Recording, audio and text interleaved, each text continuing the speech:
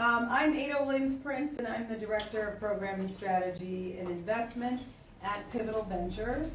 I oversee a portfolio of work around women and girls of color, centering women and girls of color and their power and influence. And in my role, I'm constantly learning from and supporting the works of women and girls of color. I also work on adolescent mental health and globally and domestically. I have the pleasure of being on the chair of the steering committee for the Collective Future Fund. So I'm very excited about that. We work to set programmatic priorities and engage in deep learning experience to broaden the understanding of GBV on a global scale. So we welcome you all today to this important and urgent conversation on the rise of structural workplace-based and interpersonal gender-based violence. We can hear you. Look, my voice is obviously loud enough. I'm an only child and a Sagittarius, so both of those things work for me. And globally, even before COVID, the COVID pandemic began, 1 in 3 women experienced physical and/or sexual violence, mostly by an intimate partner, and transgender people over. No problem. We welcome you. We welcome you, I say. Globally, even before the pandemic began, 1 in 3 women experienced physical or sexual violence, mostly by an intimate partner, and transgender people are over 4 times more likely than cisgender people to experience GBV. And emerging data shows a sharp increase in GBV in many countries since the outbreak of COVID. Some sources estimate that for women, the rate of physical or sexual violence has an increase of 1 to 2. In some countries, resources and efforts have been diverted from supporting survivors and ending GBV to providing COVID relief and recovery. So we know that GBV is present everywhere in our personal, professional, and other systems. We don't just want to talk about it, let alone invest. We want to actually invest in eliminating it on a global scale. So consider this chai time, not just our tea time. This is chai time, very specifically. And this is a lot of food, so y'all please eat a lot more than you're eating right now. And this is an invitation to hear critical information and deep insights from people within the linked movements to end gender-based, sexualized, racialized violence today around the world. So we're going to explore where we have been since #MeToo and #TimesUp became a part of our global consciousness in 2017. We're going to talk about what remains to be addressed, what issues are arising, and how so many skilled leaders and strategic activists are continuing to mobilize for change. We're so glad and so grateful to welcome Maria Hinojosa, and she not only can fix radio equipment, she is an internationally acclaimed journalist and President of Futuro Media, and she's going to lead us in this conversation today. Thank you. So what's beautiful? The outfit, the glasses. Just let us know. Raise your hand, and I'll bring you into the conversation. We're here because I'm here because of an invitation from Mónica Ramírez. Mónica is she's somebody that I look up to in so many ways. Also, she's a fellow Midwesterner. So, go Midwest. From Ohio. I'm from Chicago, originally from Mexico. Yay, Chicago! Hello, Chicago! Southside? What's up? Southside? Yes, Okay. of course, outside! That's where we're closest. So what we decided is that I'm not going to read the pages-long bios, but we're going to have Mónica and Aleyamma introduce themselves. I'm just going to say one of my favorite things about Mónica is also she's the only person that I know that went to the Oscars. Ooh, yeah. Damn. Also to the Oscars. What can I say? What do you want us to know about you as we start this conversation? Well, thank you. We're so honored to thing, so Maria and I have known each other now for a number of years, and the thing I love about Maria is that when you say, hey Maria, I have this thing, she's like, I'm going, I'm on it, I'm there, and you always show up all the time, so thank you.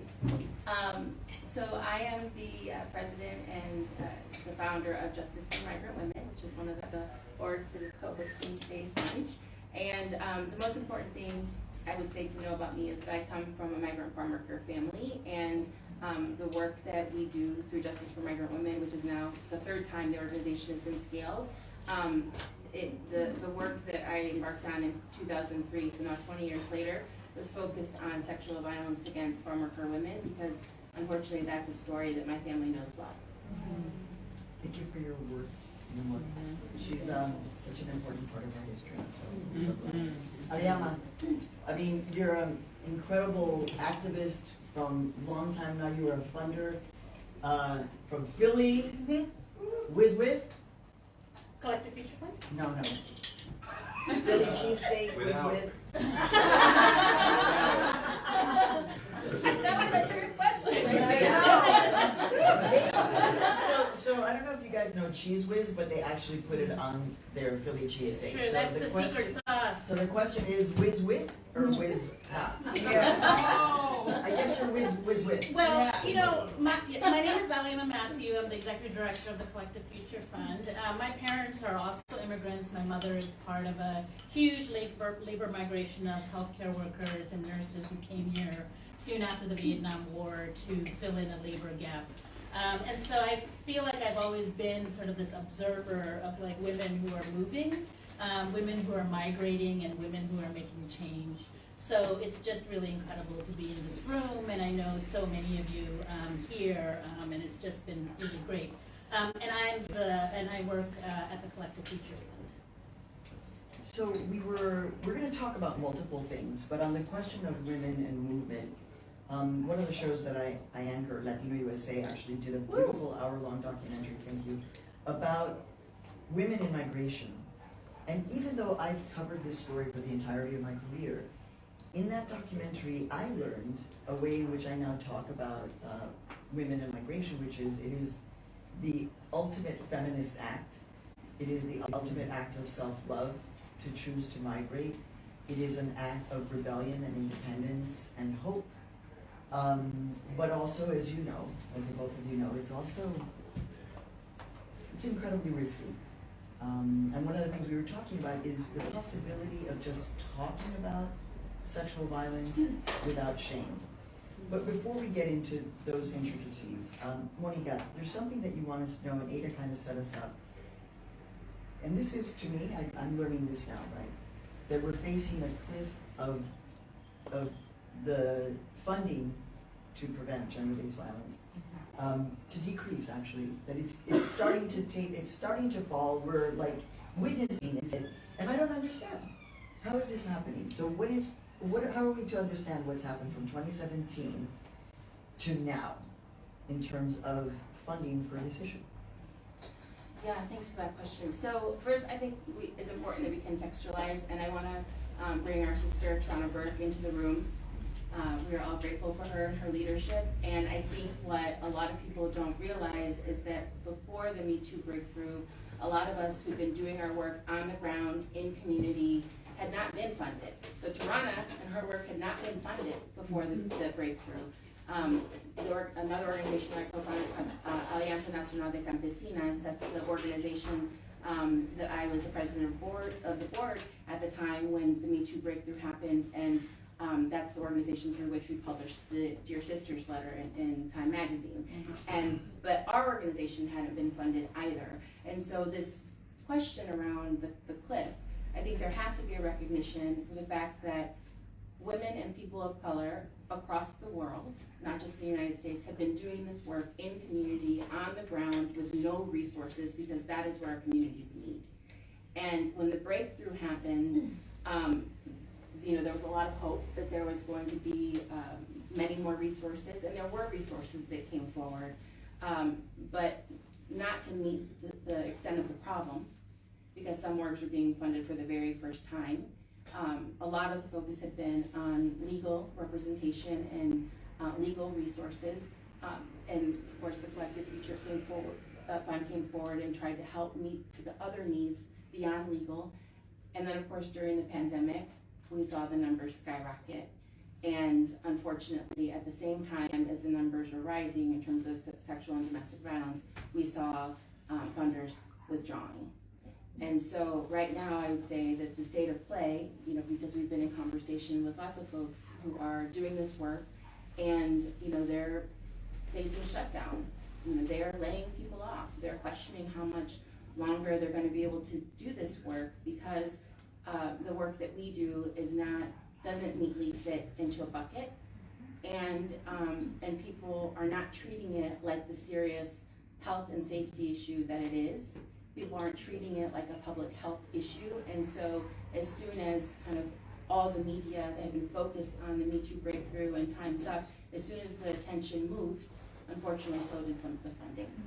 So the work we have to do, and I think through this conversation together, is how do we hold folks accountable to stay trained on the problem and the issue, and to understand that sexual violence is an epidemic that impacts all of us in some way, and it isn't only survivors who should hold it. Mm-hmm. Can you just paint a picture? I'll go right to you. Just paint a picture when you say people are getting laid off, people are shutting down. Can you just say this is what it looks like in this place, just so we understand when you're talking about shutdowns or layoffs and what that actually looks like? Mm-hmm. Yeah, I think it also. So I'm going to use Ohio, which is where we are based, because this goes to the question of some of it's never having been funded, not just funding changing now. Right, so our headquarters for Justice for Migrant Women is based in rural Ohio, and where we live, in order for someone to be able to get bicultural, bilingual care, they have to travel an hour and a half away. Where we live, there is no rape crisis shelter.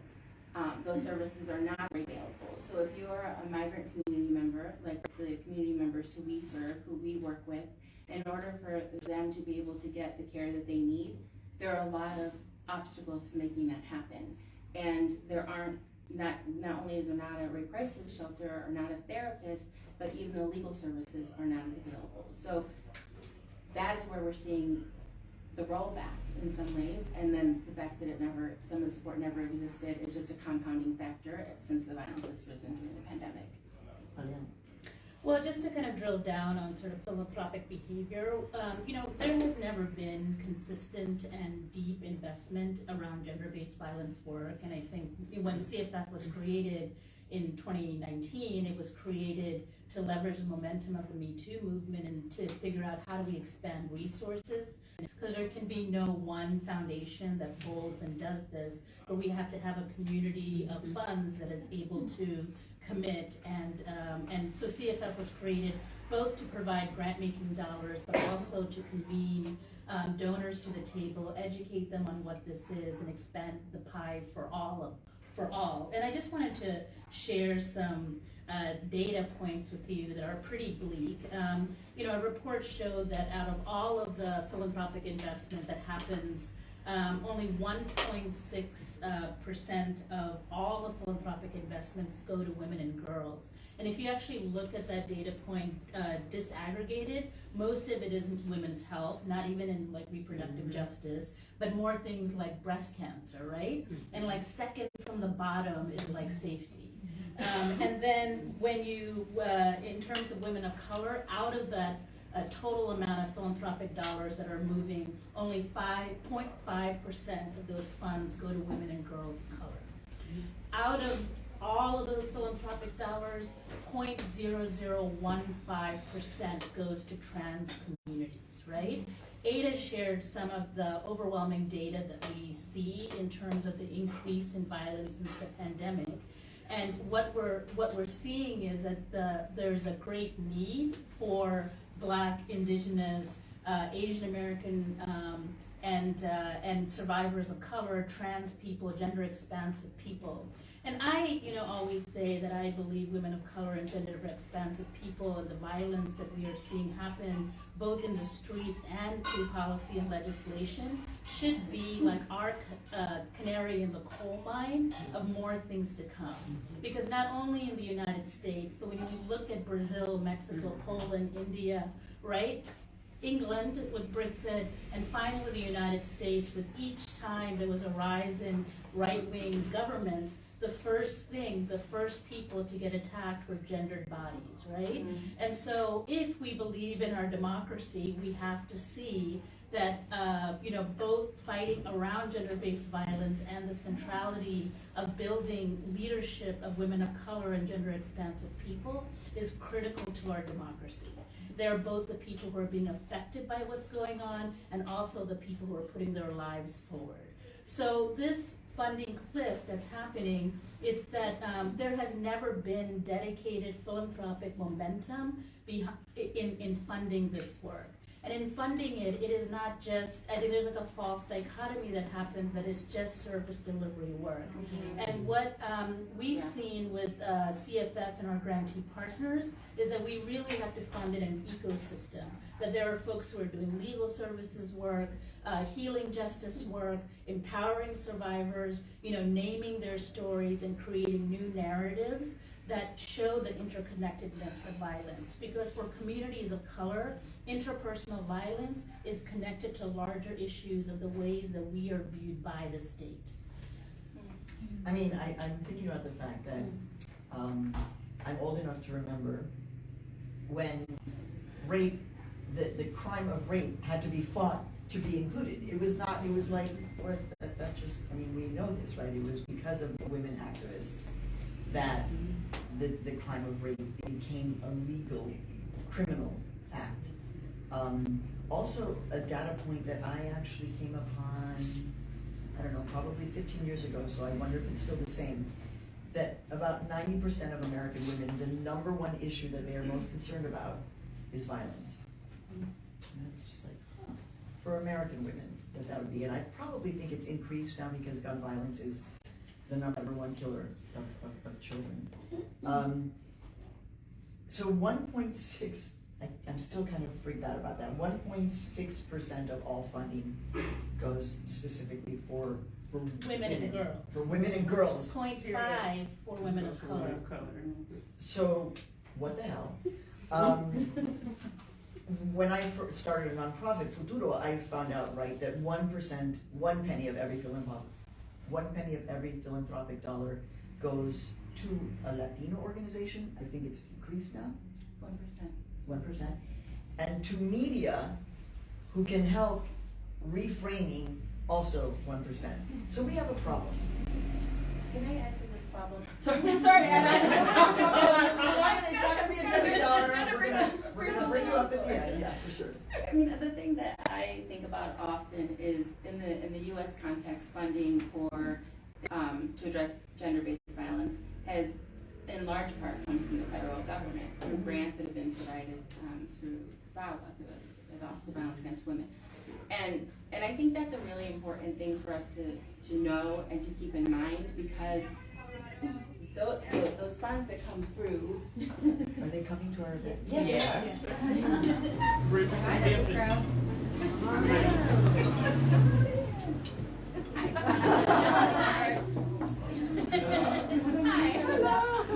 So sorry.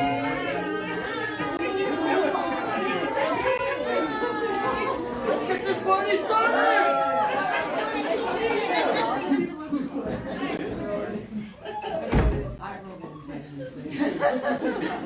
More friends came.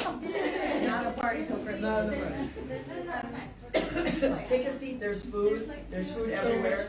We got it. Thank you. Okay, thank you for coming. So I think that we have to consider if so many dollars are being put into addressing gender-based violence, but they're being channeled through federal grants, what does that mean for the way that we're building a movement around this issue? When there are restrictions placed on those dollars, when they're heavily focused on carceral solutions, like there's like so many implications of having these dollars come primarily through that funding stream, and I think that is one of the reasons why a lot of the work that we've seen done over the years, it hasn't been focused on things like power building with survivors, because that's not what the grants provided for. And so I think that's like another important consideration as we're thinking about what does funding look like going forward.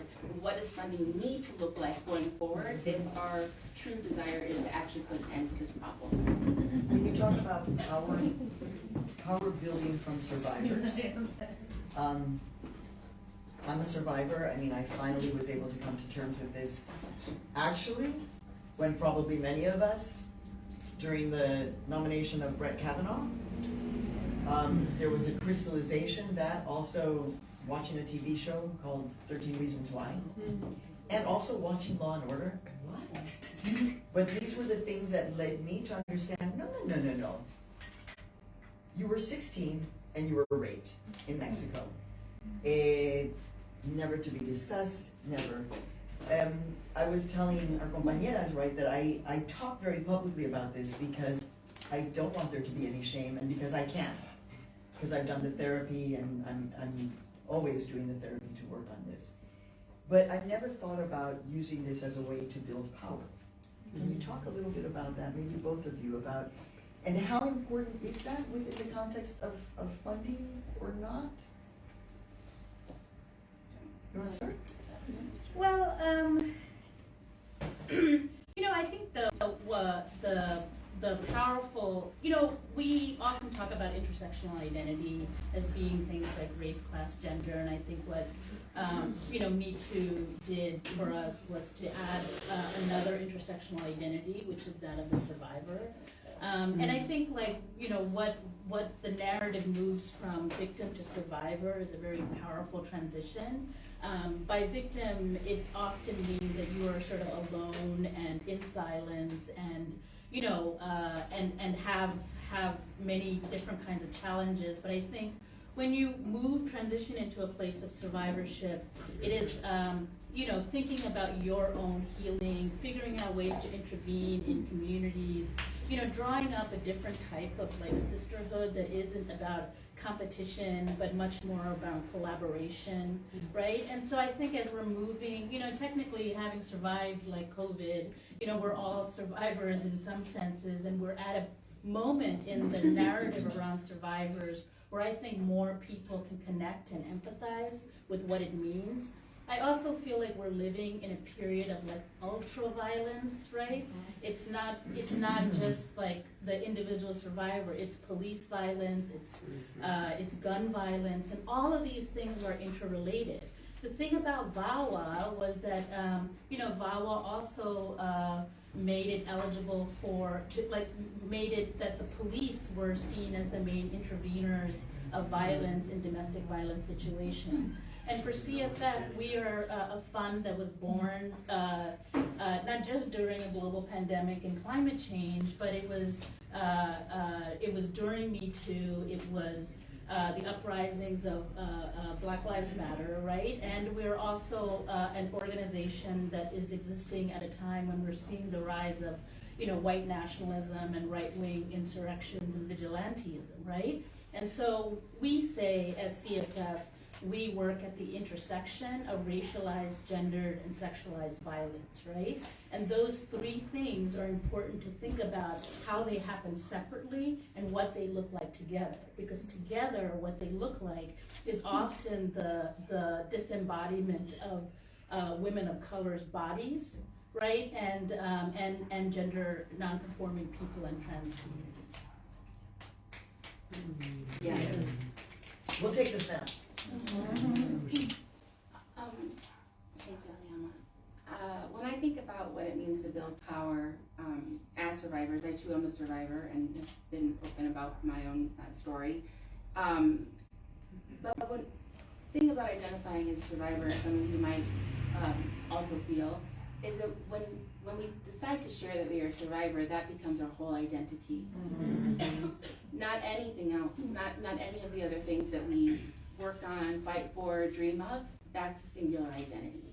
And often that identity is one that is thought of as, the thing that happened to us, something that was done to us, that having that be what people perceive to be the whole of your identity is deeply problematic. And it takes away the agency of the powerful people that had something really terrible happen. And in my mind, one of the most important things that occurred after the Me Too breakthrough and after the rise of Time's Up was this idea that we had, Tarana, myself, Fatima from National Women's Law Center, Ijen Poole from National Domestic Workers Alliance, we were in community and in conversation, and we talked about what does it look like to build a survivor's response, truly led by survivors. What does it look like to situate survivors as a constituency? So for all the political leaders who said that they felt sad and sorry, how do we actually mobilize ourselves to be a constituency that they understand that we have power, that we vote, and that we're going to vote, and we're going to vote for people who are actually going to do more than just feel bad for survivors.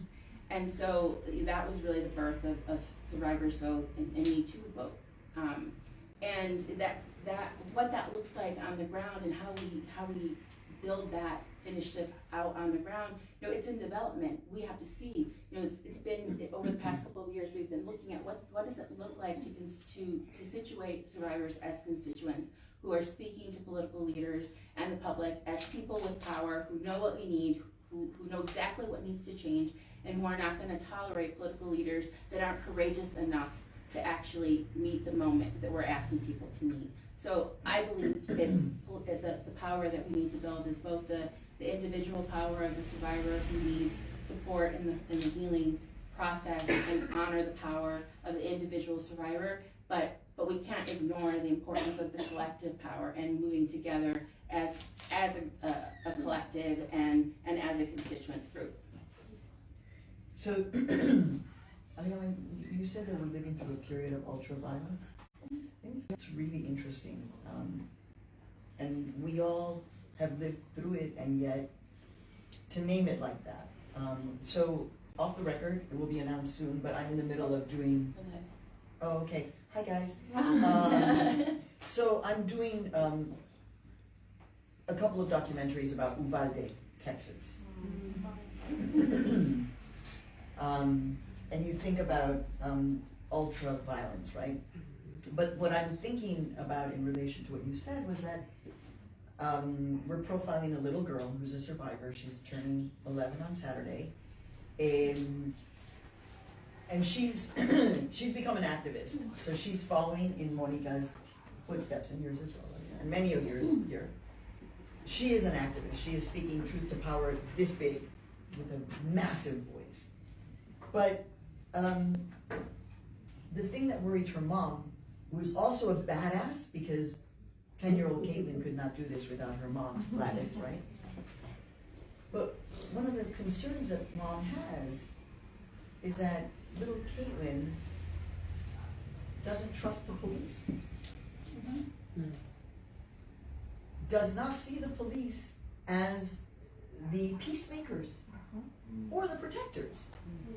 And mom is like, how am I going to have my little Latina daughter out there challenging police? What she's ultimately saying is that her life is in danger because she's challenging the law enforcement that little girl now doesn't believe in. And how this potentially leads to even more violence.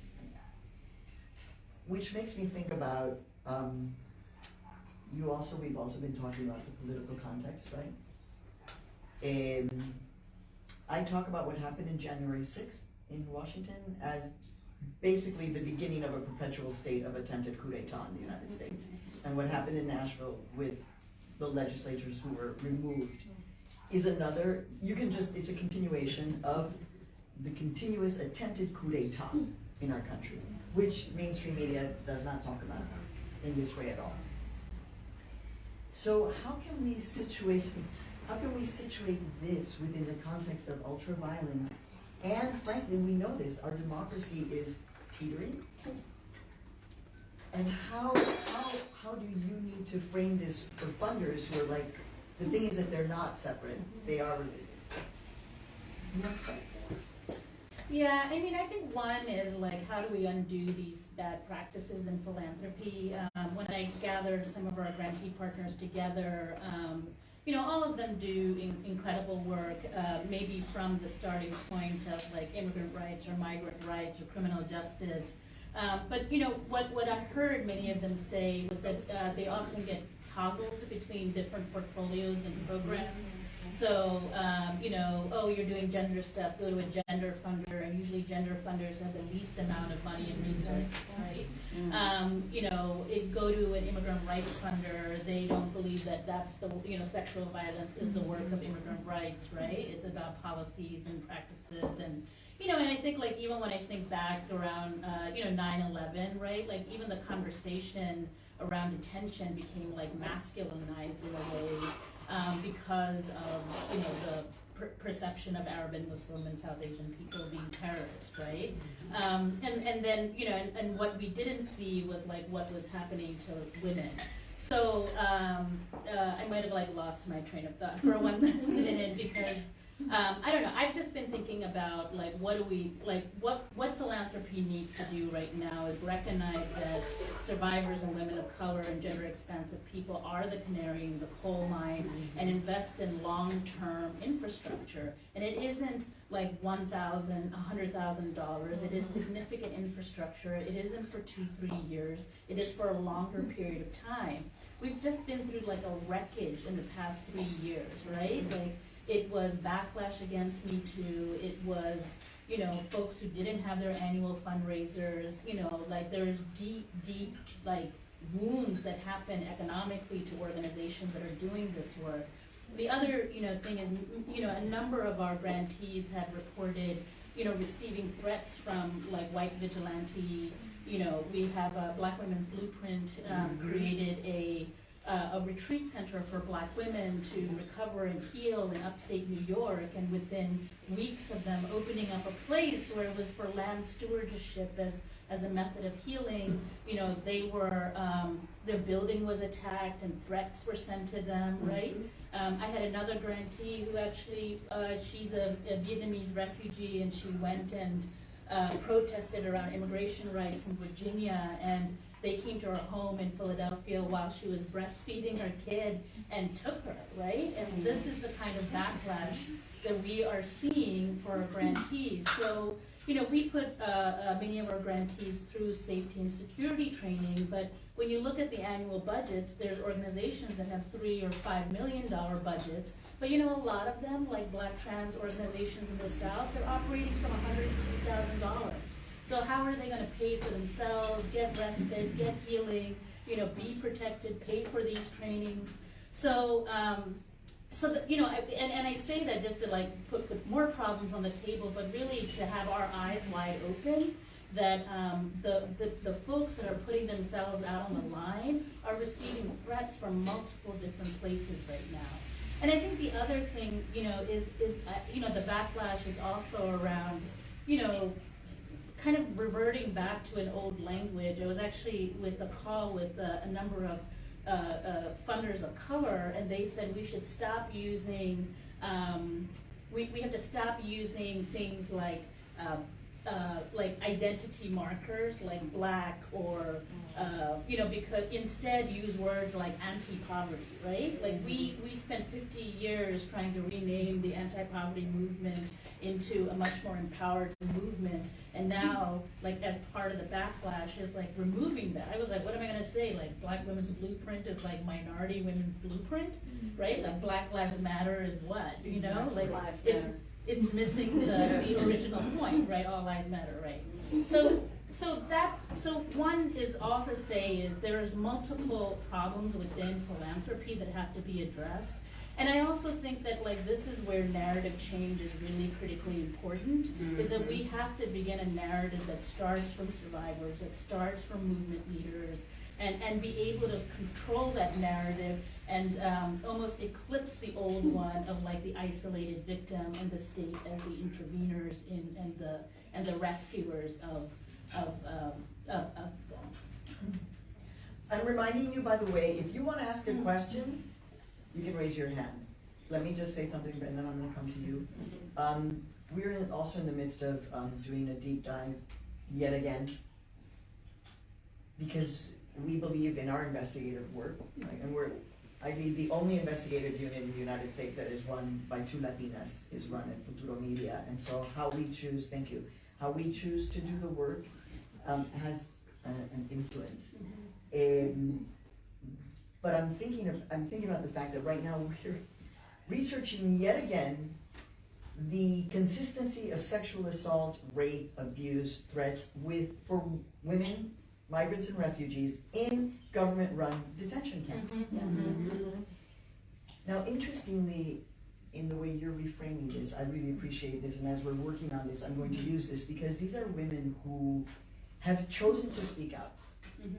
And they are our heroes, and so I want to use that lens as their own empowerment. They are not, yes, they are victims, but also, óyeme, and they're very specifically Venezuelan women who are being assaulted. It's something really kind of very sick in particular that we're witnessing. The point is, I'm trying to pull back, Mónica, because it's something that is, I think, overwhelming for me right now is just feeling the structural issues, like institutions like the Border Patrol or ICE, etc. And then you add on top of that that they are run by men and that they have a white supremacist kind of underlay. Except for, I'm sorry, the Border Patrol is majority Latino and Latina, and it is the largest law enforcement agency in the United States. So that's like we gotta talk about trauma right We're there. gonna unpack that one separately. That's some deep, that's some trauma. That's some Yeah, trauma. when you start, yeah. When we figure that out, I'm sorry, I wanted to ask you that question, but the compañera has a question, so let's go to her. Oh, Okay? thank you. Hey, can you just identify yourself too? Sure. Hi everyone. So my name is Min Dang, and I co-founded and am director of Survivor Alliance. We work with survivors of human trafficking around the world. I am a survivor of so many things, and I'm really grateful to be here. Comment, question, furthering the discussion. So I am really, as a survivor leader myself, I have interest and concerns about survivors leading the narrative, because what we've seen with survivors of human trafficking is, like you said, Mónica, is that is all we become, and then we become spokespeople, and then there's no everything else, right? And then there's also, I think, a dichotomy of you're either a direct service recipient or you're a survivor leader. Yeah. And, you know, Catherine, I welcome you to share, Polaris did a national survivor study, and of the survivors who exited, there's I think 40% make less than 25,000 US, 46% make less than 25,000 US dollars per year, because we were focusing on saving exiting survivors and not on long term. So actually, one of the ways that myself and survivors have started getting income is getting paid to speak. And then I had to quit that shit, excuse me, No problem. because I was like, wait a minute, nothing's happening. People feel inspired for a minute, and then nothing happens. And so our survivor community started saying, like, we want more. And then, okay, we get an advisory board group, and then we get this, and then we get that. And so I run one of the few survivor-led organizations, and we're fighting the system and trying to create alternatives at the same time.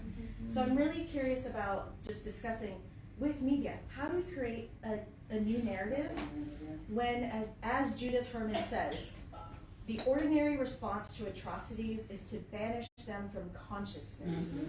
We don't want to hear about rape every single day. We want to ignore it. It's too grim. We don't want to hear about incest. We don't want to hear about all of that, right? So there's that, and please forgive my use of time.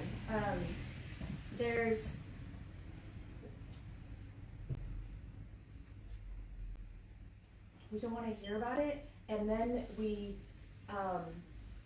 have I'm your model minority myth, by the way. I'm the special survivor that people will fund because I'm American, I sound nice, I'm educated, I'm not black, I'm not indigenous, on and on and on and on. I have a US passport. And then my sisters in Kenya, right, because they can't write a grant report with perfect English, aren't gonna get funded. And so it's, I know what I was gonna say. transformative justice in Mia Mingus's work about non-state solutions.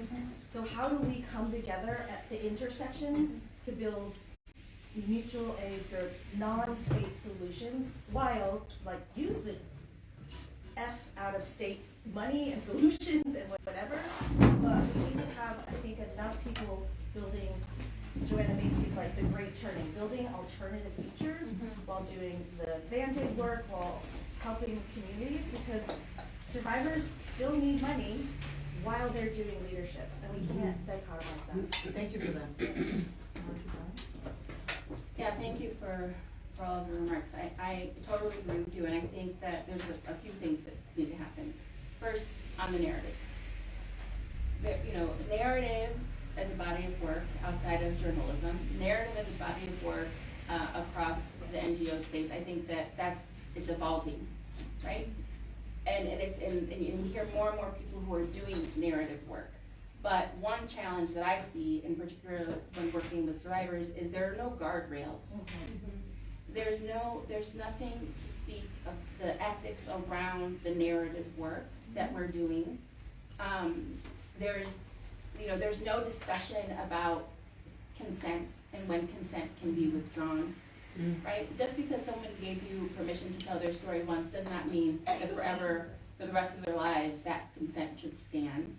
But the idea of someone taking consent back and not allowing people to continue to share their story, it's shocking when someone says something like that. So there's a lot of work, in my opinion, and I'd love to know your opinion on this. There's a lot of work that needs to be done around what it means to engage in narrative work in a way that is not going to re-traumatize people, that it's going to allow them to utilize their agency to decide when, how, and where to tell their story, and at what point they can withdraw that consent. So I'm here for that work, and raise your hand if you want to join, because that's a body of work that needs to be done. I would say on the other resources and services, I think in community, without funding, people are finding the way to the mutual aid and the healing circles, art-based therapy. That's work that's being done all over the world without any resources. And I think part of the work that has to be done there is, one, we need philanthropy to understand that healing and investing in that kind of work as part of the healing work that needs to be done, it is valuable and it is vital. And all the other stuff that goes along with it, the other tools in our toolbox, the policy change, the direct advocacy, the direct services, if the healing work is not funded at the same rate as the other work, then essentially what's happening is, even when there's survivor-led organizations, we are having people who are traumatized, who are being re-traumatized, who are not being funded, who are being traumatized because they're trying to get the funding, and the process of getting the funding is traumatic. So there's this terrible cycle, and we have to, for philanthropy, we have to name that philanthropy actually does have a role in some of the re-traumatization of survivors around the world. And so I think that more has to be done to say, these are the solutions. Survivors have said, these are the things that we want. We know how to do it. We know how to get the resources. We know how to get to the people. But philanthropy needs to say, we understand that this is valuable and vital, and we're going to actually invest there. I just want to make a point to the philanthropists in the room, is that we have to begin telling ourselves, each other, the truth. We can't rely on granting partners to tell us the truth. Because we ask, but you don't really want to know the answer. Because then we get with this conversation. So all the donors in the room, to challenge yourselves and your other colleagues. Like, no one's going to challenge us unless we challenge ourselves. Can I just say one more thing on that? Because the other thing, we talked about this before, when we talk about the issues that we worked on, we have named, some of us here are survivors.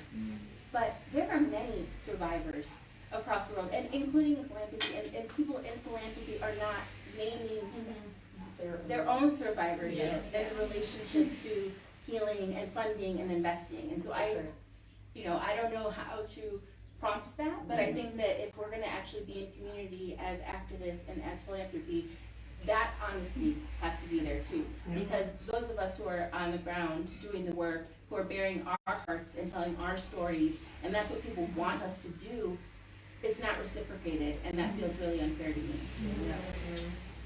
Really strong point. Yes, in the back. Oh, this is like then like a follow-up question. Just tell us who you are. Sorry, my name's William with Great Makers for Girls of Child. This is a question actually to back to Aleyamma around the resistance of, so a funder can see their survivorship, right? But then the response is, well, we don't fund violence, or we don't fund gender, and like, we, like, go talk to our race people. Oh no, the race people, like, go talk to the gender people. Yes. We don't have the Yes. gender people, we fund education. Like, there's no sexual violence happening in schools. So I'm wondering if you can Aleyamma to, then like, what's the next thing? And maybe it's just a raw sort of where we're not seeing movement and like some of those barriers, so that we can take, once the funder gets inspired and pays men a piddly little amount of money to come and teach them about survivorship, and then they recognize that they have it, how do then they kind of translate that, and like what is the framework that CFF is putting out there about this? Yeah, I mean, one, I think the survivorship, the way that I'm trying to think about it is like, how do you see this work around gender-based violence as both an anchor and an axis, AXIS, right? So portfolios are divided up into like immigrant rights, criminal justice, youth services, right? Like all of these different things. And people like Mónica has to sort of like splice their work into all these different portfolios. So one part of the narrative for philanthropy is how do we connect all those pieces together?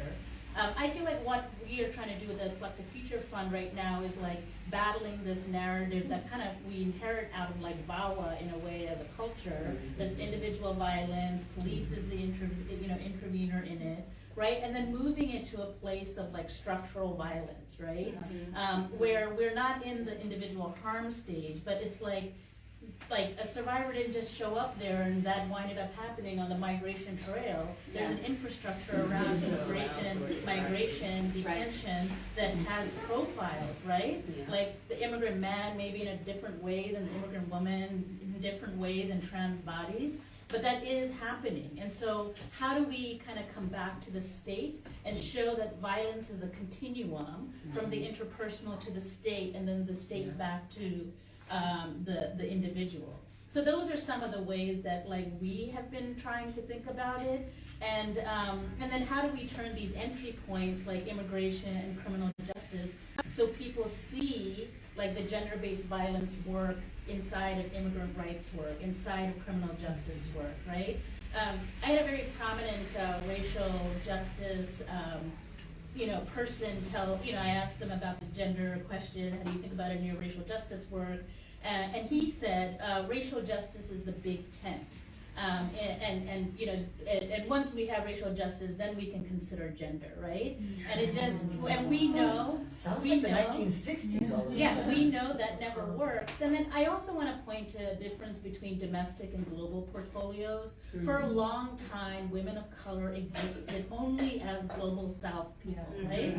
And so it erased Black women in the United States, it erased indigenous women living in the United States. Any kind of hyphenated identity after that is like erased, right? Like, what's the question? Where are you really from, right? Yeah, right. And so what happens, the other toggling is that global portfolios have a different kind of language around gender-based violence because of humanitarian intervention, because like genocide happens in the global South, and so gender-based violence is a product of genocide, right? And it's a product of like Africa or a global South country because of corruption, and forget the colonialism, that all just happened there, right? Exactly. And then in U.S. portfolios, women of color kinda exist in racial justice portfolios, right? But not always. So one of the things that we're trying to explore is like, how do we start thinking about things that are naturally happening, like transnational. How do we think about transnational grant making to fill this gap between this international perception of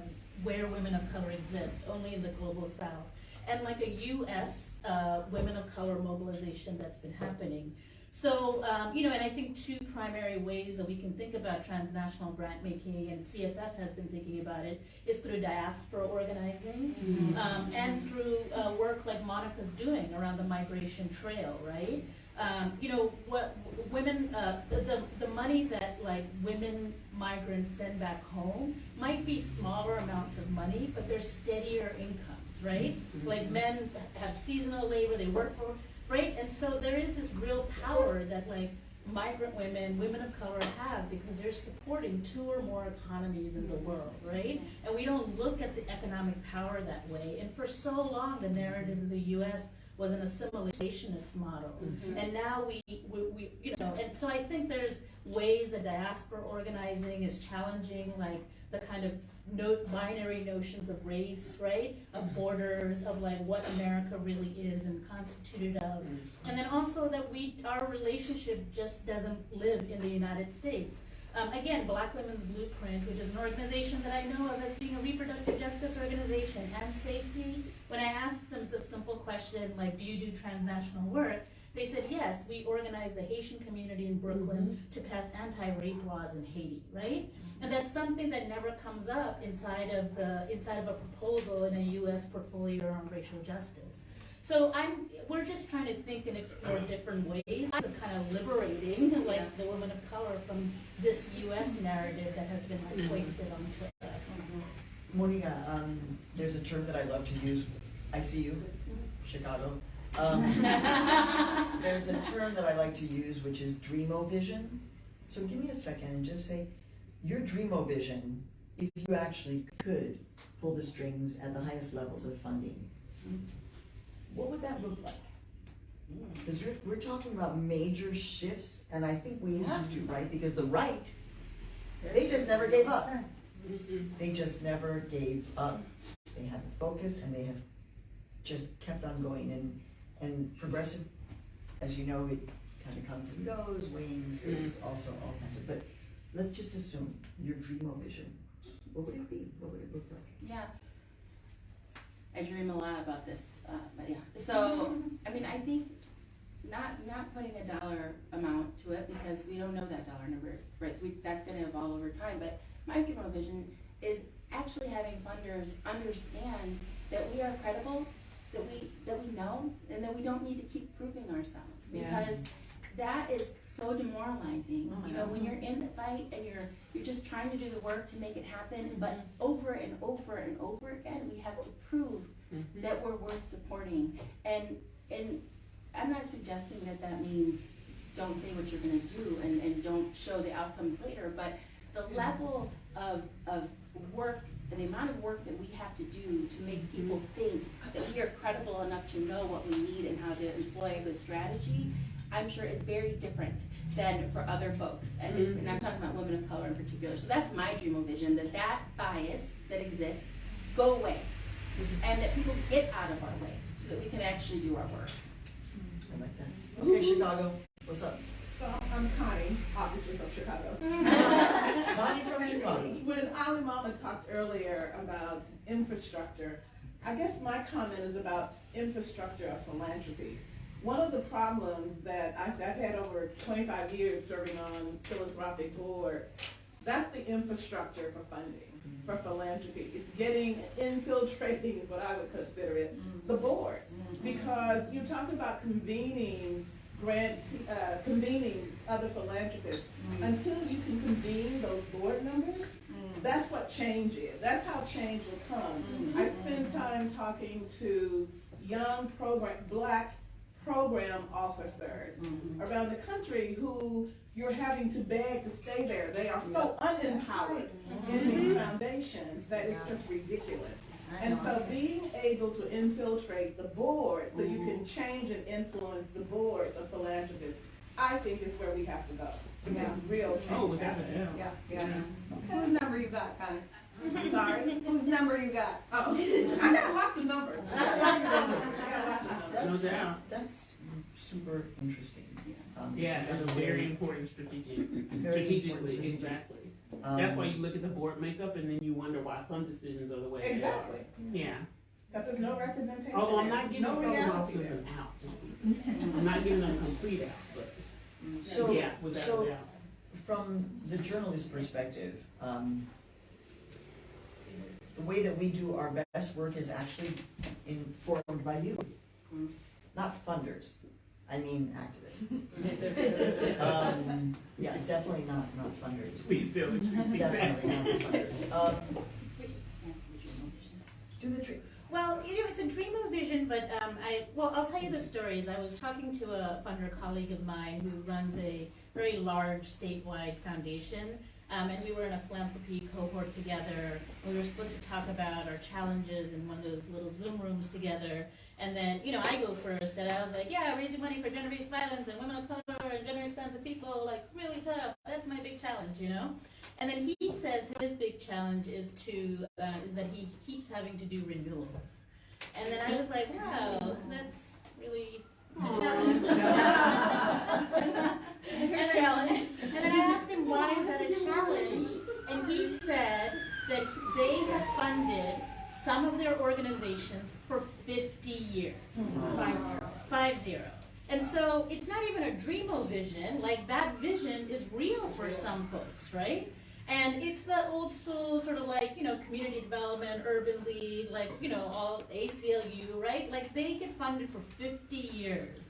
And if we could just go back like 10 years and think about what would it feel like? I know it feels so dreamo, like, but it's this juxtapositioning of like, I wouldn't have ever imagined that, right? Yeah. I would have even done something like, maybe just 10 years, right? It's 5. Yeah, it's a 5, right? But the fact that like, that was a reality for someone, right? And was just sharing this administrative like, burden is what needs to be lifted, right? So I just wanted to put that out there, that there are like a tale of two cities happening in philanthropy, and the kind of same type of shame and silence that dictates like the stories of our survivorship is somehow like it's like institutionalized within philanthropy in a way, right?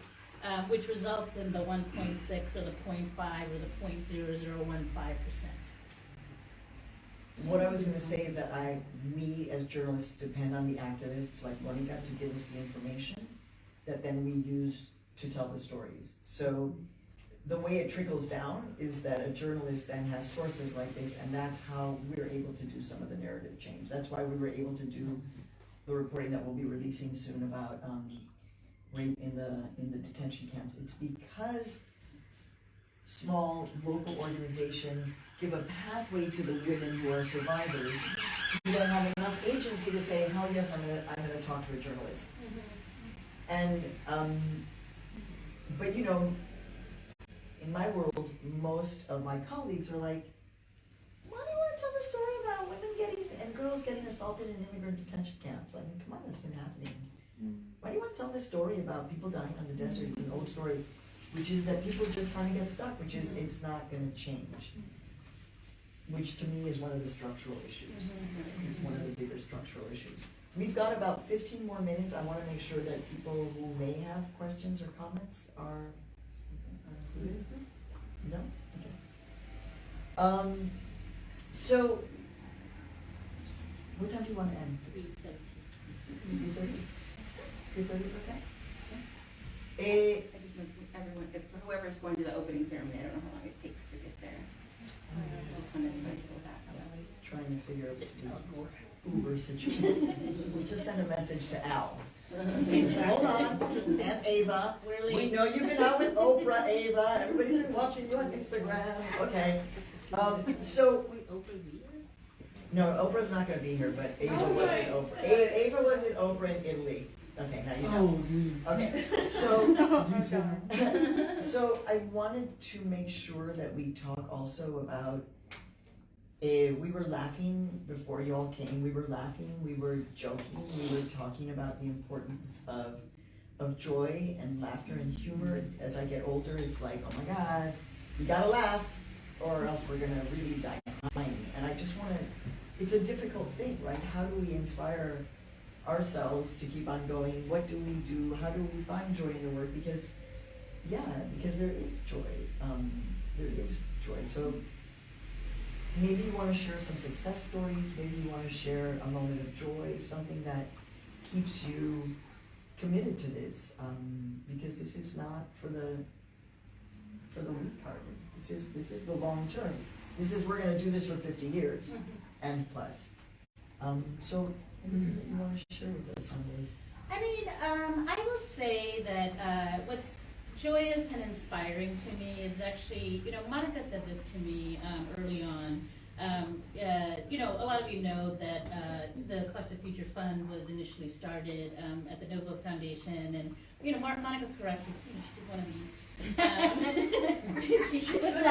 With love. I did that. And she's like, it's not philanthropy that raised the money, it was the movements that raised the money that created CFF, right? Mm-hmm. And also, when I came to Monica and Fatima and many other movement partners and leaders, they were the first ones to be like, we will help you, Aleyamma, right?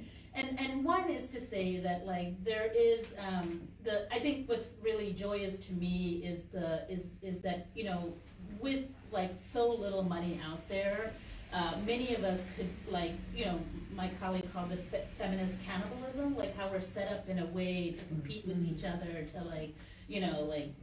cut each other, do all of these things that we're taught, right? And what's coming out of, I think, the ways that you've done your work all the time that I've seen is this solidarity, all of us or none, right? And so that's really bringing me joy. And I think coming out of a period of COVID when so many of us felt very isolated, and something I shared earlier is it wasn't until we started socializing that I realized I am a composite of so many different people in the room, and when I don't see those people, I lose a part of myself, right? And so I, feel like the joy is actually seeing, and I think for survivors, right, the joy of Me Too was to recognize that we weren't alone and that we were in community together. So that still brings me joy. Yeah. Mónica? Always being in community. I was back in Ohio a few weeks ago, and we did this community event at our new headquarters, and so we had, it was full, it was packed, standing room only, community members came, and in the middle of the room were my parents, who migrated, and settled in Ohio, my family being a farm worker family and settling there, and thinking about the origins, in my case, of the work that I do and the organizations that I've built. The origins were painful, right? But being able to look in that room and see all of these community members singing and dancing and sharing a meal, and in the center of it seeing my parents, that's a memory I will always hold. That was beautiful and really special, and I think that the migrant women who we have the honor and privilege of serving, they show us all the time how strong and brilliant they are, and they give me joy and hope. We need that joy and hope.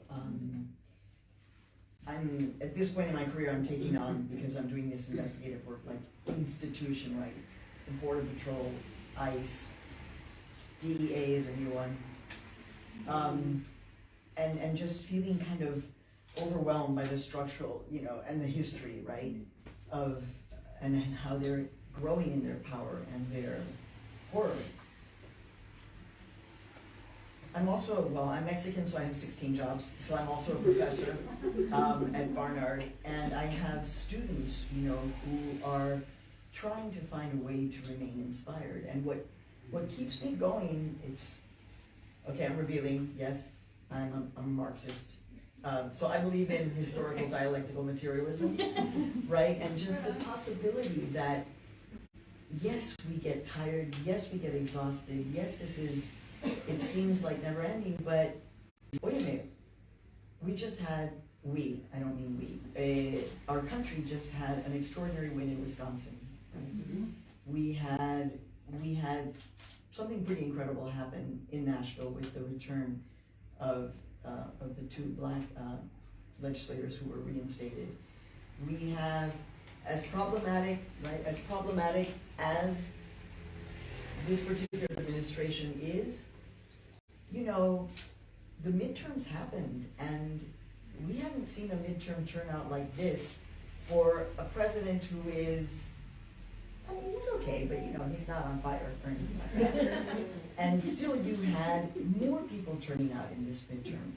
So the temperature of the country is actually one of the movement forward. Which is why this kind of event, this moment, I know all of us are like, wait, what just happened? We're here at Skoll, we're in Oxford, so much is happening, but actually, this is gonna help change things. It may be small, right? I'm so glad to have met you, to intensify my friendship with Mónica, meeting new people, new friends. And from this, there will be another story idea or something that happens. But I do feel like and sometimes it can be exhausting to have to be the ones who are like, no, things are great. There's a lot of joy. We're really happy. Right?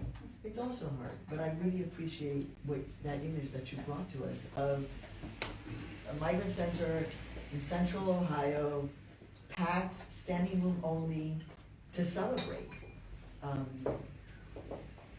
There is a lot of celebrating and love that happens. Actually, as we were talking about movement of women, they are the most hopeful, right? They are the women who are never seen. We try to hear them, but they give us so much hope because nothing can stop them. And they're motivated by love. By love. So in our depths of like the challenges that we face, we have to also remember the extraordinary privileges that we have, right? And to take each other and hold each other to task. I love what you said about just like we can't just be the poster girl for this one thing and being trotted around. And at the same time, people learn from your story, right? You change when we hear your story, but it can't stop there. So I just want to make sure that there's no other. We have great funders here. Maybe you have a question about your dream or vision, what it would look like. I don't know if you have a question that you'd like to pose, because I know we're going to wrap up soon. Yes. I have. And your name is? I'm Catherine Chen from Polaris. It's nice to see you again. A question about intentional attempts to break our community. And I'm thinking about it from, Monica, something that you said, which was, when I even think about kind of the cliff, the funding cliff, one of the things that we rarely talk about is the fact that when the Trump administration decided to cut refugee resettlement in the United States, along with it went the per capita reimbursement for refugee resettlement organizations. And that many of those organizations had to shut their doors. And so our infrastructure, our ecosystem is weaker, not only because we weren't allowed to allow people in, but because the way that the system is set up to reimburse meant that there was no more money coming in. Right? And I've been just thinking a lot about like our kind of progressive collective movement. We do a lot of work to think about what our future looks like, what our lockstep looks like, what our working together looks like. But we're not also necessarily aligned on what our deepest harm looks like. And I'll just be honest, and I would just love the reflection from you all. I think one of the big things that we see coming in the United States around the harms to the anti-trafficking movement are that there are attempts to try and take the anti-trafficking movement and turn it into an anti-abortion movement, right? And we're not prepared for it. And so I'm just kind of curious, as we think about all of the machinations, all of the ways in which the right at this moment in this country is trying to tear us down, how do we get prepared for that? How do we build trust with each other for that? How do we think about flexible funding for that, right? Trust-based philanthropy that says, I love what you do, but if you have to pivot or if you have to be brave in a different way, go do it.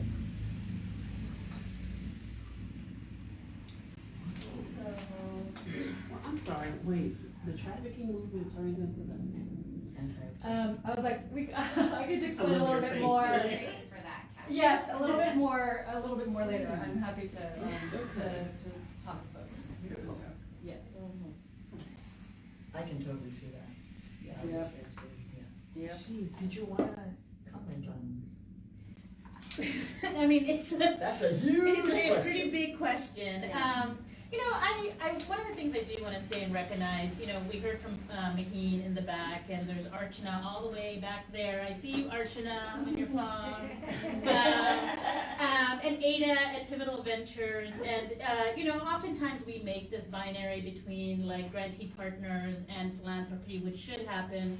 But you know, when you come into philanthropy, you get like really weird advice. Like you meet one philanthropic entity and you meet one, meaning that like none of us are the same and have the same like constitution and the politics and everything.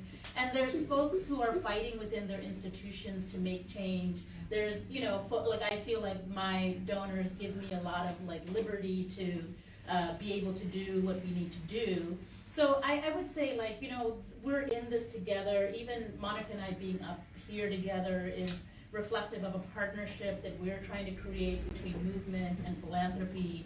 And so it's not all of philanthropy, but it's like, you know, find your allies so that we are communicating around in philanthropy. We are thinking about how to change this narrative. You know, we are, like, and what you said about, like, how do we do the truth telling, right? Because if the conversation goes back to, like, how do we put money into abortion and miss the complexity of, like, how this a movement around anti-trafficking is going to be co-opted in a very different type of way, then we're not getting to the problem. Like we said, the pandemic was a portal, and then it feels like we're going back to the things, because that's all we know, the things, right? The ways that we've been doing things for a long period of time.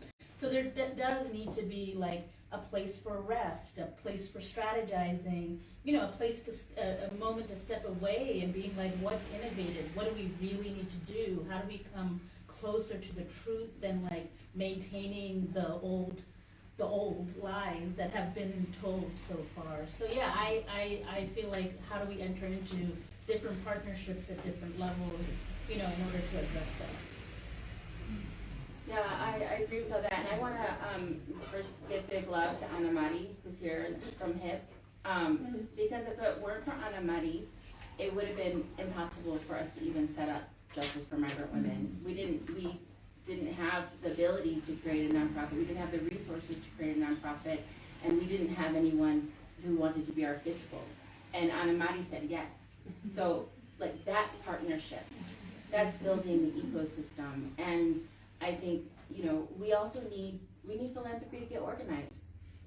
Many people who are program officers were in the field at one point. Maybe not wearing that hat anymore, but are organizers and need to mobilize. You need to mobilize your people, and we're going to mobilize our people, right? But that has to happen, and Aleyamma's been doing that work, right? Like that has to happen, and that can't be the work that movement leaders and organizers hold to, because we have our other work that we're doing. And then the third is, like, many times when we do grant proposals, they're focused on fiscal years and they're focused on particular projects. And sometimes general support, but often it's, you know, year to year and specific projects. But who's funding the dreaming? Because it's the dreaming that would allow us to have flexibility to move when there's crisis. But people aren't funding that. They're not giving us the latitude and the runway to be able to do the dreaming, to be able to quickly pivot if we have to. And then we always end up, we as organizations end up in crisis if we're not a big, you know, multi-million-dollar organization with huge infrastructure. It doesn't mean that the work is less for us because we're smaller. It just means that we have less to work with to make the work happen. Yes. I would just like to offer something. I'm Tracy, I'm CEO of Callisto, and we build technology to help connect survivors of repeat perpetrators. I have a really generous donor, and she wants to start philanthropy in this space. If you are a leader of an organization that's at the intersection, particularly of technology and sexual violence, come get my card so I can connect you to her. She's a big, big donor, and she really wants to enter this space. And with all of you women of color, I really want to be able to help you out as well, because, you know, she's a white woman, and if I can pass that along, I would love to do that. Does she fund journalism? I could ask her. Because I think that that's a really, I mean, how do you put a story like that out there is Because I'm immediately interested. Yeah, I actually do a training for gender-based violence 101 for journalists. Okay, well, let's Yeah.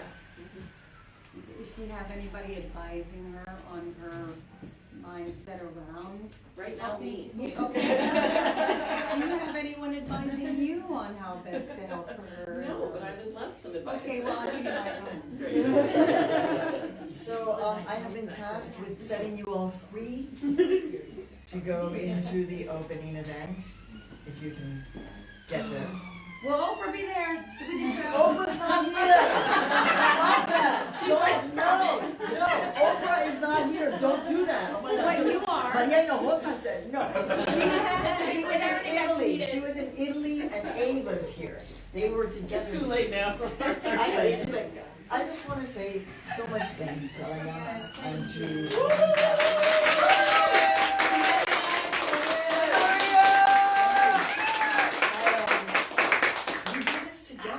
We do this together, and that's why I love to ask the question about joy and love, because we need it, right? And so I'm just so thankful to be here with my girls, and a few new girls who I found here, right? A few new girls, plus my daughter, who I love, she's here. So let us go, let us be in community, let us find each other and converse and keep on talking, and let us not give up, because they are not giving up. Exactly. So we can't stop. Thank you so Exactly. much. The food was amazing. Thank you, Mónica. Thank you.